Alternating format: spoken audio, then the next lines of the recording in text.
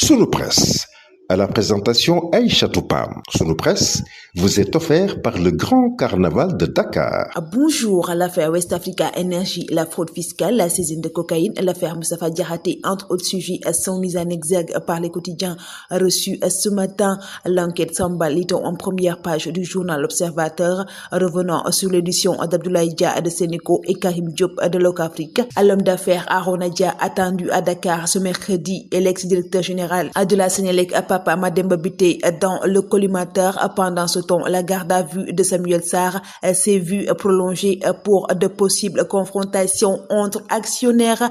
Le journal Libération revient sur le Sénégal qui perd à 95,5 milliards de francs CFA sur les flux illicites. Dans le secteur extractif, le secteur de l'hydrocarbure mis en cause. Selon Eliman Khan de l'ex-Africa, Aliti aide beaucoup, mais ses actions sont limitées. Le quotidien national Le Soleil abonde dans ce même siège avec des chiffres relevés par le rapport entre évitement fiscal, fraude fiscale et fausse facturation commerciale. Les risques pour le secteur financier minier sénégalais de l'Institut pour la gouvernance des ressources naturelles.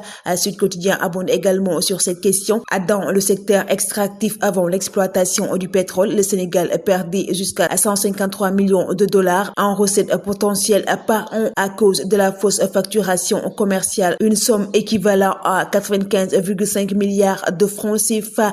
Ligne rouge, titre le journal Walf Quotidien. Revenant sur les arrestations pour diffusion de fausses nouvelles, actes de nature à compromettre la sécurité publique, entre autres sujets. Le journal Le Quotidien reste dans ce même siège avec le cas Moustapha Diakhaté et Adama Gueye, et titre le parquet à balance sous mandat de dépôt. Moustapha Diakhaté jugé jeudi et Adama Gueye comparé libre vendredi. Quand la dame justice débranche les haut-parleurs, lit-on en première page du journal Vox Pop. Parlant de la convocation de certains ambassadeurs, il est poursuivi pour diffusion de fausses nouvelles.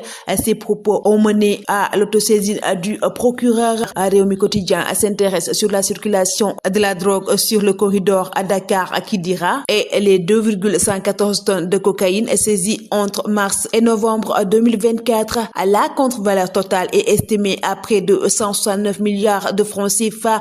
Le journal Enquête s'intéresse sur le massacre de Thiaroye et met à sa une enquête de vérité, à souveraineté, mémoire et réécriture des franco-sénégalaises au cœur des revendications. Armel Mabon et Ibrahim Thioub, historien, dénoncent une vérité partielle sur le massacre. Le quotidien Les Échos revient sur le test antidopage après le combat royal. Modulo s'y soumet, Siteu ne s'est pas présenté. Selon le journal, Modulo est resté 2 heures après son combat pour faire le test. Selon le journal, l'Organisation nationale de l'antidopage est en concertation. Simon, le challenge catalan, lit-on dans le journal Record, revenant sur le match de la Ligue des Champions de Brest contre le Barça. Le journal revient également sur le match de Paris contre le Bayern de Munich. Le Carnaval de Dakar célèbre le riche patrimoine culturel africain.